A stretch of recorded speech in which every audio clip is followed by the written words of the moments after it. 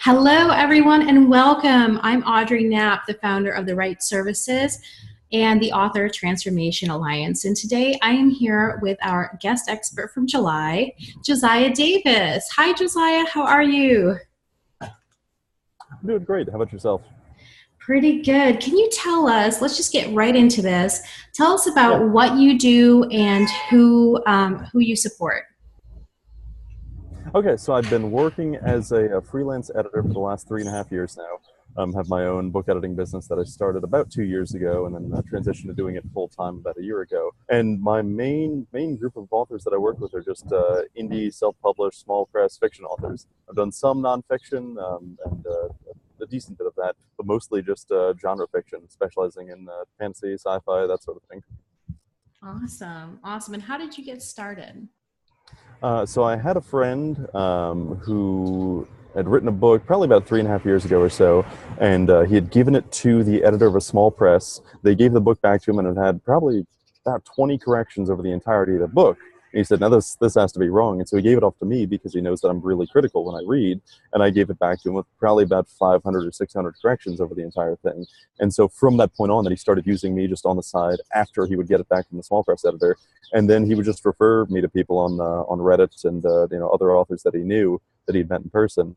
And from there, I started building a clientele, building testimonials, and thought, well, why not just do it as a full-time business? That's awesome. So you've been doing this full time for 3 years now? Full-time for a year, and been doing it on the side for 3 years. Okay, that's awesome. And then Yep. is that the main thing that sets you apart? How critical you are, how detail oriented you are? What really sets you apart from other editors? So I would say one of the big things is honestly my memory. So before I edited, I was actually a musician and an opera singer, and just memory was always a huge strength of mine. So things with memory with a book, for example, a book I just worked on, the author used one sentence, a certain phrase early on in the book, and then probably about 150 pages later, he used the exact same sentence. And certain things like that, I remembered it. Like I remember, if authors use a specific instruction, if they use specific words, oh, you use this specific word or this phrase 5 pages earlier. So I think that's one of the biggest strengths that I have. And also, I'd say the other is just I read a huge amount. And so when it comes to a author that was a fantasy author, and he was writing a book that was way too similar and varying pretty to the canon. I was able to catch that. I saw there was a Yeah, there's little a hiccup lag there. there. Did everything there go through? Um, Oh my gosh. I heard about a third of what you said. Huh. Just repeat that last part. You said it was Um, too similar. His okay, the yeah, so, fantasy so author's work was too similar to something. yeah, so he had written a novel, and he had probably about three facets of his novel that were too similar to one of the other major fantasy novels that's out there. And because I've Yeah. read pretty much all of the major ones as well as a lot of the minor ones, like I'm able to catch when that happens. So I think just experience of reading helps a lot too. Absolutely. And, I think you hit on something really important that, I try to read in the genre that I'm Mhm. writing, at any given time. And I was reading a new adult thriller and, uh, I don't think it had been edited at all. And one of Okay. the things that happened was it kept coming up with the same little phrases over and over and over again, where Mhm. it like really beats the reader to death. And it's like, there's got to be another way to say a big movie starlet and, a combat veteran, like seriously, Yep. you know, Yeah. but Yeah. No but so question. it's really good to have an editor that can catch those things. I don't think that book was edited, but I Mhm. have seen other books where it was like maybe something that should have been edited, where they Mhm. say at the beginning and kind of give away the ending a little bit. Yep. And it's like, wait a minute, you didn't actually mean to give that away. That's supposed to be a surprise. Yeah. So, Yeah. I had that happen in one book where they had a vampire compel a character to forget who they were. So the entire book they were using gender neutral pronouns in reference to the vampire, which was really good. But then at just one point, the author happened to have a typo that mentioned the vampire's name. And so it was like, Mhm. well, like you just ruined the entirety of your book with that one little slip there. Yes, yes. Oh my gosh, definitely. And then on the topic, so I'm a proponent of at least starting out with using things like Grammarly and Hemingway and AutoCrit. I kind of go through this Yep. process of using all three before I even send it to an editor, Yeah, yeah. because I'm about that. But then some people are like, oh, I don't have the budget. And what would you say to people who are like, I'll just use the automated apps versus a person? So kind of two things. I mean, one, those automated apps aren't going to catch everything. There's definitely going to be some things that slip through. Even things like, oh, you use this exact same sentence structure. I doubt that that's going to catch that if they're spaced 80 pages apart, Yep. even though a reader will. And the other thing too is there's a massive difference between a book that is proofed and a book that's edited. Yeah. Proofed, you can have, if you have 5 friends who are all good readers, you can have them proof your book and it'll probably be pretty much free of typos, but that doesn't mean it's edited. I just recently worked on a book that they had someone proof it and said it was edited, but in going through, it's very, very easily discernible that they didn't have a real editor look at it, just with awkward constructions, awkward storytelling, and things of that nature. Yeah, great. Can you expand on that and give us some examples? Let's see. Proofing is not going to catch things like your pronouns being unclear, that they're not specific typos, but it is still an issue that it can lead to confusion from the reader. Proofing is not going to tell you that you're overusing the past progressive tense and you're not actually using the past perfect when you should, so the reader doesn't know at what time period events are occurring. Yes. Proofing is not going to Because they tell you. assume it, right? Yeah, exactly. The author assumes, and yeah, proofing isn't going to tell you if you have just unclear order of events or you're not telling the reader when specific events are happening. Okay, Yeah, so awesome. things of that Great. nature are huge, and then also just plot issues. If you have inconsistencies in your plot, Yes. there was one book I did where the author had 2 characters meet for the first time. A page later, one of the characters addresses the other one by name, but at no point did they share names. They met, but they never exchanged names. So Yes. things like that, that's important. That's a small thing, but you have to catch that. Yeah, yeah. I think that's huge. Actually, in that book I was mentioning, in one part she says the sister-in-law is from their hometown, and another one, her brother picked her up in another town. And it's like, wait a minute, Yeah. where is this woman from? And it's like a Yeah. major Yeah. Exactly. character. And I'm, Yep.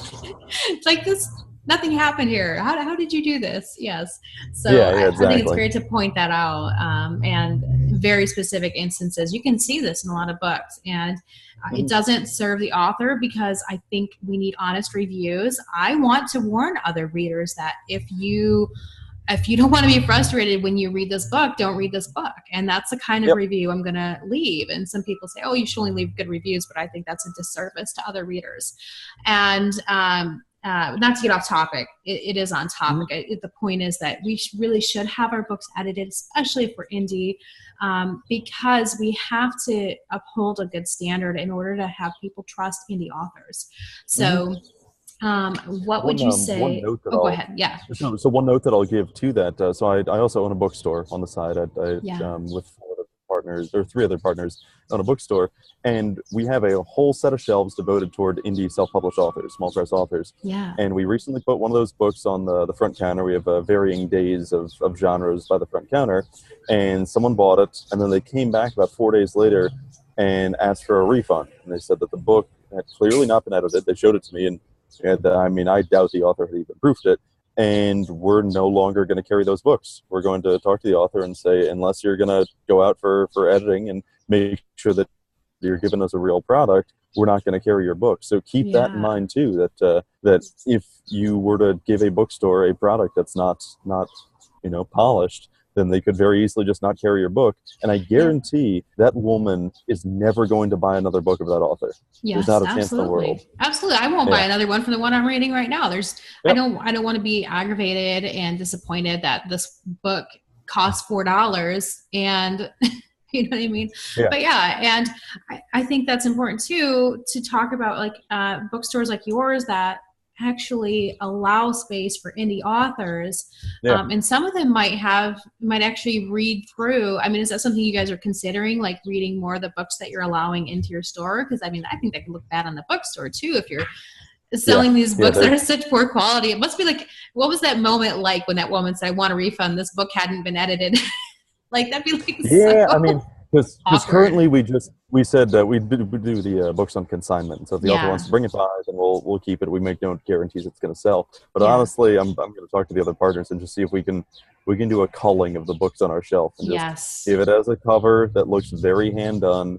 Yeah. If it has editing that is obviously non-existent, then it really doesn't have a place on our shelf because we have Yeah. books by authors that do sell frequently, and keeping books of poor quality prevents us from having 10 copies of a book that's going to sell. Yeah, and featuring books where you believe that authors should have a chance to reach their audience. Yeah, that's Yep. great. Absolutely. And then I'm a big proponent of people say, oh, I don't have the money. Well, I'm like, hustle, because a book is a business, and you need to invest in your business in order to ensure Yep. it's success. Sorry. Yep. And so, like I said, I say hustle, sell some things you're not using, stop drinking Starbucks all the time, whatever you have to do, Yeah. get on, babysit some kids or something, coming from the mom who's like in the house anyway. So, Yeah. what are some of the creative ways that of that maybe your clients have come up with in order to make that money to invest in you? Huh. Or rather to invest in their own success by hiring you? I mean, I know a couple people have just worked more hours at their job. A couple people have mentioned that. One author, she didn't think she'd be able to pay me for a month or so, and I'd worked with her before, and she asked if I would work on the book and then take an IOU, and I said that for her. But then she was able to hit a convention, sell a bunch of books there because she already had one out and did real well there, and so she was able to pay earlier than she thought. I'm trying to think. I don't think I've heard any really creative ways that authors have come up with the money for it. It's something you have to save for. If you want to own a franchise, no one's going to say, oh, I want to start a Subway franchise and I have like $50. Is that enough? Yeah. Like it's a business investment. Exactly. And the issue is people Anything view is, writing a right? book as artistic expression, which it is, Yep. but then they think, oh, this is the best I have. Hopefully the world will like it. And they don't realize, but you're going to be competing against people who drop on Or average doing better than for a above novel. average, Yeah, who are exactly. giving everything they have. Like, J.K. Rowling, even the big Yep. ones who got published, even Yeah. Stephen King, they had to pay their dues. Yep. They had to invest every penny into their own success, into Yeah, exactly. conventions or classes or, Yep. or typewriters, ink and paper, Yeah. and definitely. So, I mean, I just want to throw it out there. Sell something you're not using. Mhm. You have old clothes in the closet because Craigslist now, or not Craigslist, Facebook. You can sell clothes on Facebook in your local area on the Yeah, that's true. marketplace. There's so many ways to come up with that extra money and bust your tail to make sure your book is successful. If you really believe that it is a great book and that it is meant to reach readers, then you have to be willing to, go all the way and do the extra work to get it there. Yeah. Because I think everybody says, oh, it's an oversaturated market. Maybe it's oversaturated with average effort. Yeah. Yeah, that's true. I'll do as much as I'm willing to do, but I won't get out of my comfort zone. I think that's the biggest problem I see. Like a lot of people who say their books aren't selling is they're not willing to go the extra mile and put in more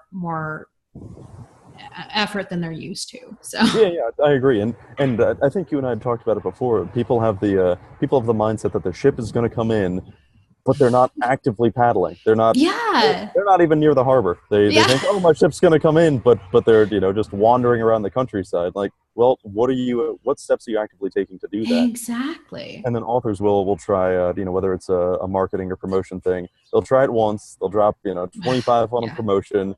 They'll sell 2 extra books, and they think, well, guess that proves it's not worth it. It's like, no, it's consistent effort. It's the saturation of the market. Yeah. But Any yeah, business, especially an mhm, entrepreneurial venture like this, which it is, being an author is being an entrepreneur, yeah, putting your own work out there and trying to make it successful. But you need 90 days to test a marketing yeah, strategy in order to determine whether or not it works for what you're doing. And people, yeah, that's yeah. great. They That's do it true. for like a week and then they give up. And they say, oh, Yep. social media doesn't work. Well, social media does work. It's proven. Hmm. If it's not working, it's something that you're doing Yeah, that's yeah. not working, Yep, that's very and true. it's about looking internally when a lot of people are prone to looking outward. You know what I mean? Hmm. Well, it's not the editing of my book, it's the people who are reading it. They just can't appreciate my art, you know? Yep, yep, exactly. Yeah, Oh, just right. setting Yeah. realistic goals for yourself, and also just understanding that there are multiple attainable steps to reach success Yes. with it. Yeah. Absolutely, absolutely.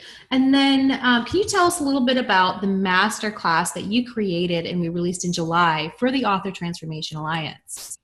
Oh, sure.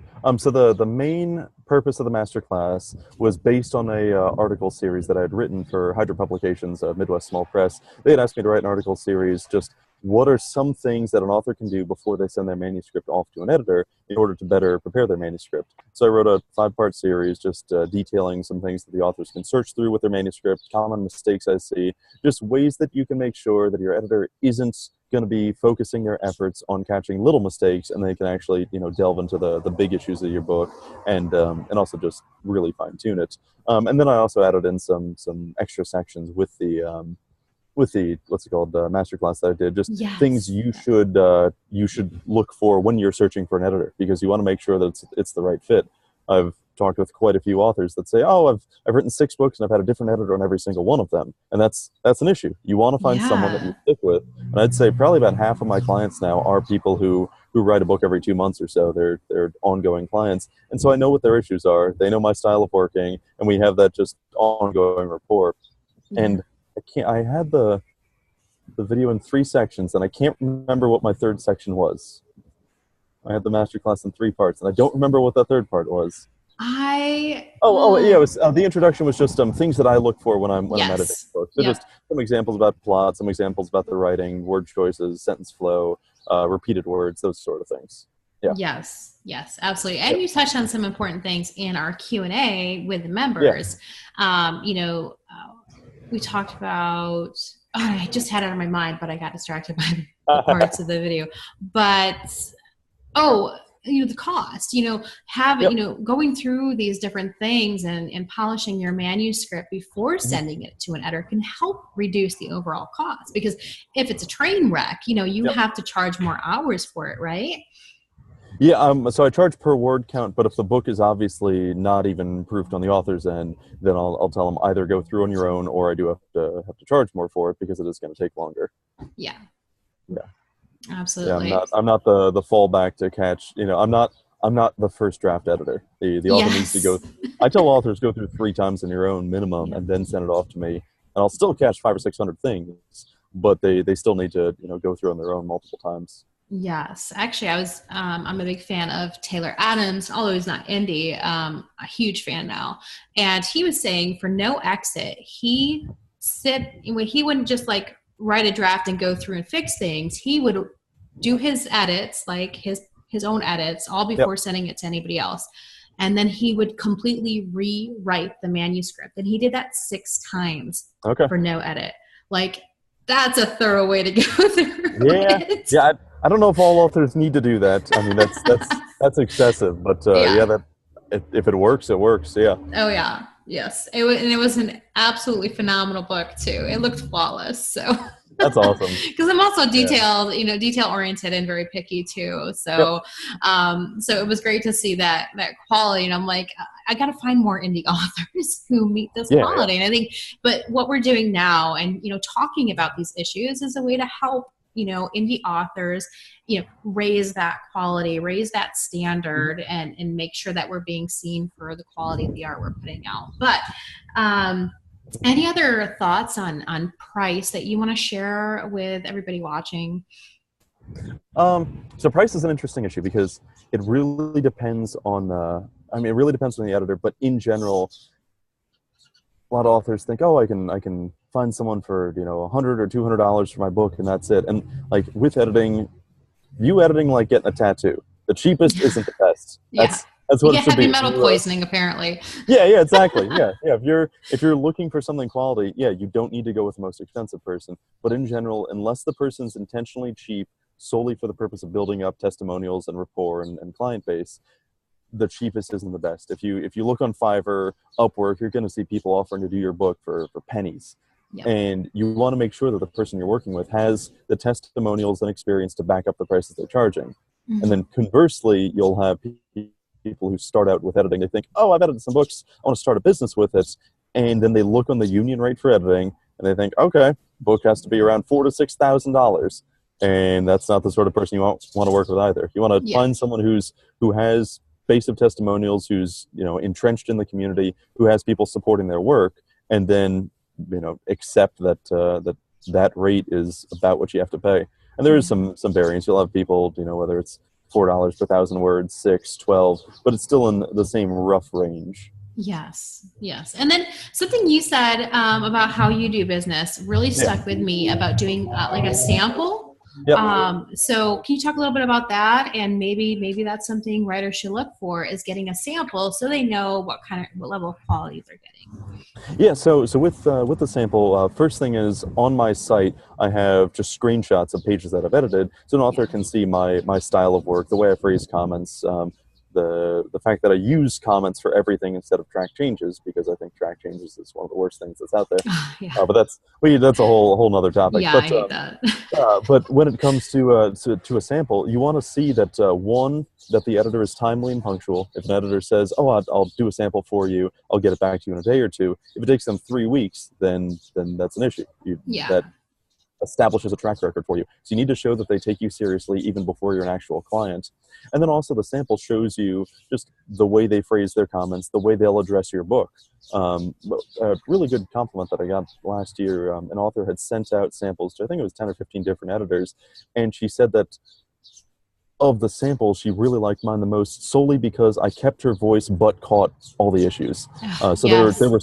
were some people that would make a lot more corrections than I did, but they were entirely rewriting her voice, and then others that kept her voice and most of the errors. And so you want to make sure that the editor understands your voice. And I mean, for example, something like if someone sends me a genre that I've never read, I'm trying to think what I've read the least of, women's fiction or something like that, women's literature. Like I can do it and I've done it, but what I offer to that compared to what I offer to fantasy and sci-fi isn't near as much. And so while I will make sure that the book is clean, I don't understand the conventions of that genre as much Yeah. as I Yeah. do the genres I really specialize in. So you want to make sure that that's a thing as well. Yes, absolutely. I think that's a really great point because we do have some more indie authors as Yeah. self-publishing is becoming more normalized. Mhm. More people from literary fiction are just succumbing and going Yeah. with self-publishing, and Yeah. that is a whole different beast. And Mhm. you're right. I mean, Yeah. like every editor isn't going to be good at every genre, Yeah. and Yeah, definitely. so yeah, so they should be well read in the genre they edit, right? Yeah, definitely. I had a client recently that had asked me to do a sample, and he said that while I caught just as much as someone else that he ended up going with, the other person had more crime and mystery books in their portfolio and their resume. And I thought, all Yeah. right, I agree with you. That's Yeah. fine. But then he said, I'm writing a fantasy novel next, and I'll be going to you for that. Like, yes, that's what I'd That's figured. Like, awesome. yeah, in terms of volume of fantasy works, I'm way up there, and not as much with the other crime or something like that. So Yeah. yeah, you want to go with someone that has the background in what you're looking for. That's great. And then, so I like what you're saying here about people getting multiple. It reminds me of like asking for bids or Hmm. asking for proposals. So, Yeah. how would you recommend an author goes about that, asking for proposals or samples from multiple editors at a time? So asking for 8, 10, 12 editors for samples is plenty normal. I'd recommend that to everyone because again, you want to make sure that your style fits really well with them. Yes. There are certain people that while I've worked with them, just our personalities or styles didn't match up in the best way. And so you want to make sure that you match up with each person you're asking for samples from. The the thing that I would recommend though is don't don't make each editor feel like a number. I've had one or two other people email me and say, "Hi, I'm auditioning editors. Can you do the sample for me?" And I think like that's so impersonal, and so I'll still do the sample for them. But you want to make sure that you give reasons why you're contacting that editor, because otherwise the editor's just going to think, okay, I'm doing a sample, chance of me getting selected is low because I'm just one of the pool. So you want to make sure that you actually treat each editor like a person, because you wouldn't want them to send back your sample with no personal thoughts, no mention of your book, your style, anything like that. Start building rapport right away. It's not just on the editor, it's on the author as well. Yeah, exactly. You don't want them to feel like they're submitting an online application for a generic job. You want to actually have some sort of personal connection. Yeah, exactly. And get excited about the possibility of working with you. Yeah. So what would you recommend authors, how would you recommend they structure that query, that, request for a proposal or sample? Hi, I saw your website and this is what I liked. I think you would be a good fit for my book, and maybe give a synopsis. Or do you care about a synopsis, or do you just want the genre? Let's see. Yeah, like quick synopsis. I'm talking like a paragraph. That's useful just to know nature of characters and stuff like that, to see if there's any plot issues I can catch as well. But yeah, like just who they are, what they're writing, total word count of the book would be really useful. How they heard of me, that's also good to put, just so that it's partly for my own marketing efforts, just to see what works and what doesn't. So that's helpful. And then just send the sample over. And all right, one thing that I have to say: send the sample over in a Word document. Don't just copy and paste 1,500 words into your email. Oh gosh. Yep. I think I've had 3 people do that so far. Oh wow. The first thing I do is just copy and paste that into a Word document. Like, I'm going to be working in Word, so you should work in Word too. Yes. Absolutely. And do you like having that? What do you think about the, I looked at your site and this is why I think you'd be a fit for my novel? Yeah. I mean, if there's a specific reason, like I said, if someone sees my site and says, I saw that you had a huge volume of fantasy works, I'm writing a fantasy novel, sci-fi novel, then or it could just be I liked your professionalism approach, or I heard a lot of recommendations about you. I get something that personal about you that they saw and made them want to reach out, not just not the number, but a short little email. And these don't take long to write, especially once you have that structure. But I love that, making it personalized and not treating your editor like a number, because they're not going to be really excited about working with you. Yeah, exactly. Awesome. 100% agree with that. Yeah, definitely. So real quick, what was your favorite part of creating this masterclass all about polishing your manuscript? Honestly, for me, it was the experience of it. Because I've done a good amount of public speaking, and I'm trying to think, I've never done any recordings of that nature before. And so just the experience and knowing that now I can. Knowing that, how to put together a video like that through Zoom, that was a useful skill to have. And so now I know how to do it. And I actually had a colleague recently do the same thing. And so he was asking, all right, what did you do to put that together? Because it could help. And so awesome. I did that. And yeah, so I'd say just the experience of being able to do that. And now in the future, if ever I want to record any more videos, it's going to be easier and easier every time. Just like public speaking, just like writing in general, just do it and it gets easier. Absolutely. And Zoom is only $15 a month. So if you wanted the full version, in no time limits, I think I've done 2.5-hour recordings of our meetings and things. So yeah. I haven't actually looked into what the subscribed version gives you. Yeah. It's just like up to 50 participants, and this is not a plug for Zoom, guys. I'm not an affiliate, but but it is great, and they make it really affordable. So and again, easy. I record all my classes on Zoom. So yeah, really useful. Yeah. And what would you say that you would want to be the biggest takeaway for people from that master class about polishing their manuscript before they send it to an editor? What is the most important thing that they can take away from it? Let's see. So and it can just be the concept, not just one thing you taught or something. Specifically from that, I would just say, like extrapolating out what I said, you want to be building an ongoing relationship with the editor. And so polishing the manuscript before you send it off to them adds into building that rapport with them. If there's clients that I've worked with that have just sent me off a book. We agreed to a rate, and then I saw that the sample was much more polished than the rest of the book. But because I had agreed to it, I took it on at that price and went through. But when they've asked me to edit for them in the future, I've turned them down. Yes. So I'd say the biggest takeaway is just doing all of that work to make the job easier for your editor just means that it's going to be an easier time working with them in the future, because you want that. Ideally, you want to be, I mean, the goal is to release a book every 3 months or so if you really want to hit those numbers. And you want to make sure that you have an editor that you enjoy working with every single time, that they don't feel apprehensive and resentful when you send over a manuscript, because they know that it's going to be unpolished.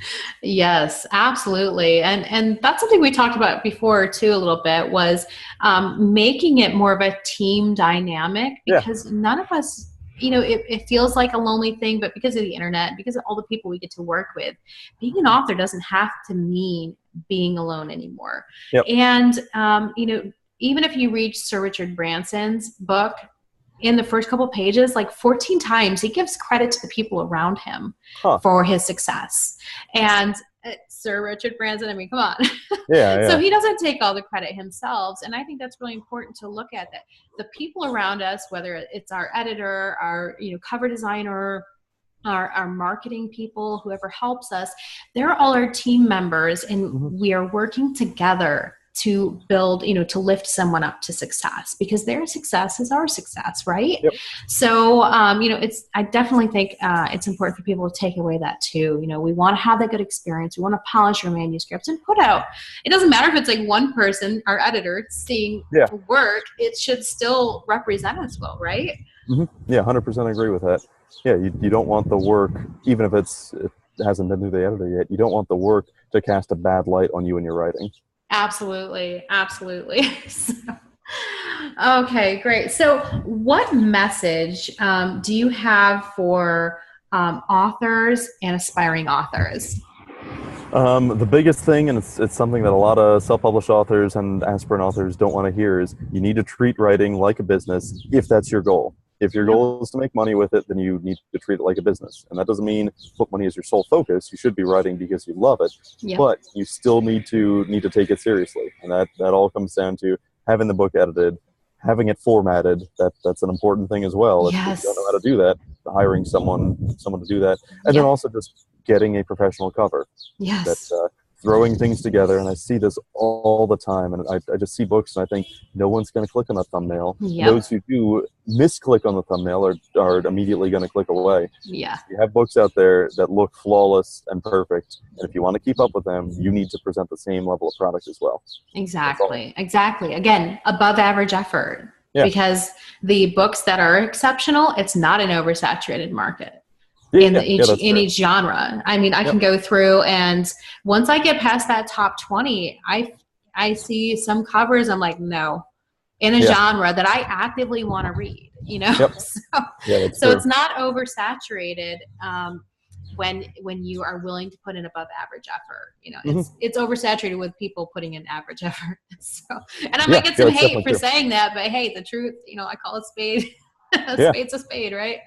And one important thing too is that I think a lot of people see their Amazon ranks if they haven't been really focusing on the work. They see their ranks, they see that they're in the 100,000s or even the millions, and they think, oh well, the people up at the top are people who have tons and tons of money to sink into their books, or people who are with trad publishing. And I noticed the other day, because a client linked it, his second book in his series, which I just edited, was actually at 539 on Amazon.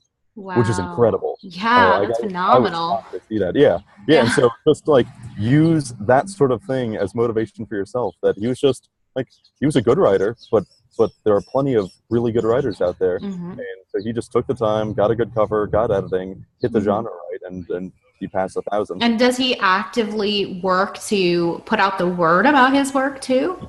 That I'm unsure of. For him to reach that high, I think he must have a solid fan base, because that's an exceptionally high rank. But but yeah, like somebody's gonna be knowing about it. Yeah, exactly. But it's doable. I mean, that's just a normal self-published average guy. So it's achievable.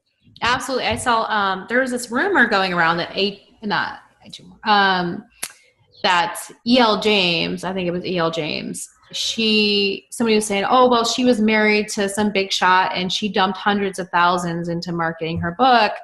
And she was actually friends with a person who had this thread going on. And so she jumps in herself and says, no, I didn't get to put any money into this. We did not have a ton of money, and I did not, you know what I mean? I didn't start off with some advantage. I worked my butt off and I built an audience. Yeah. So it was pretty funny because then she was like, this other woman was like so embarrassed, you know. And but it was really fun. Yeah. So it was really interesting though. The rumors that go around about success, it really seems like it's fatalistic. Well, you have to have money in order to be successful, and we know that's not the truth. You know, it's really about paying your dues, putting your time, and I hate saying paying your dues, but it really is true. You got to put the time in. You have to be consistent about like, what are you doing every single day to write a great book, you know, to make sure that you're getting to the top of your craft, to have a, you know, well-edited book, to have a great cover that meets your genre's audience expectations. You know what I mean? You know, what are you doing to make people even know about it? Because they can't even make a choice about whether or not to buy your book. They don't know it exists, right? So. Yeah, that's true. They're not just going to stumble on your book and then suddenly you sell millions. Exactly. Yeah, it doesn't work like that. So, and then one quick question, because it keeps coming up, and you've seen this in our group, Sprints and Spirits on Facebook, is for someone who wants to become an editor, what is your advice to them? So I'd say honestly, backtrack from the stuff that I have in my video. So the things that I say that an author should look for, make sure that you're hitting all those. So make sure that your rate reflects your experience and testimonials. If you don't have any testimonials, if you don't have any experience, then you got to start out at free or near free. You got to build that up. Make sure that you have a website that's well designed, that's clear. And I see this, and it drives me nuts when people just use their Facebook page or just use, you know, a public page on Facebook for their business, for editing. If they're not willing to invest in themselves, if they're not willing to spend $6 a year for a fantastic Squarespace site, then they shouldn't be worth a second glance from you. Yeah, exactly. And even Wix, which is phenomenal now, and there's no SEO issues or bloated code issues anymore with slowing it down. My page is faster than a lot of WordPress pages I visited because that's an old myth. Wix and Squarespace heard those cries, SEO and bloated code, and so that, you know what they did? They fixed it. And Wix is like $150 a year, so you can't beat that. Exactly. That is worth investing in yourself. So I'd say just backtrack from all the things that I said. Make sure that when you start building a base of clients, that you're responsive, that you know, you're easy to talk to, and all of that, and then just come up with marketing ideas and try them. Most will fail, but the ones that work well. And give them time. Give them time, and give yourself allow yourself to invest the time. And unfortunately, it costs some money sometimes to get ahead of that curve. But it does. If you can get ahead of that curve and not spend 6 months trying stuff that you think will work because it's intuitive, and a lot of marketing is counterintuitive. So, but you know, if you can get a little bit ahead of the curve, then you can test what's really working for your book against X genre on whatever platform you're trying. So absolutely. So thank you so much for joining us today, Josiah. And tell people real quick, we're going to list it below the video where you can find Josiah, but real quick, Josiah, anywhere they can find you, and anything maybe you have. So my website is www.jdbookservices.com. Facebook page is /JD Book Services. Twitter is JD Book Services, and Instagram, because someone apparently stole JD Book Services, it's JD Book _services. I'm pretty sure that's what it is. Okay, someday I'm gonna find that person. Make them give me my user tag back. You might have to pay them. Or wait till they lose it. So. Awesome. Well, thank you so much for joining us today. All right. Bye, guys.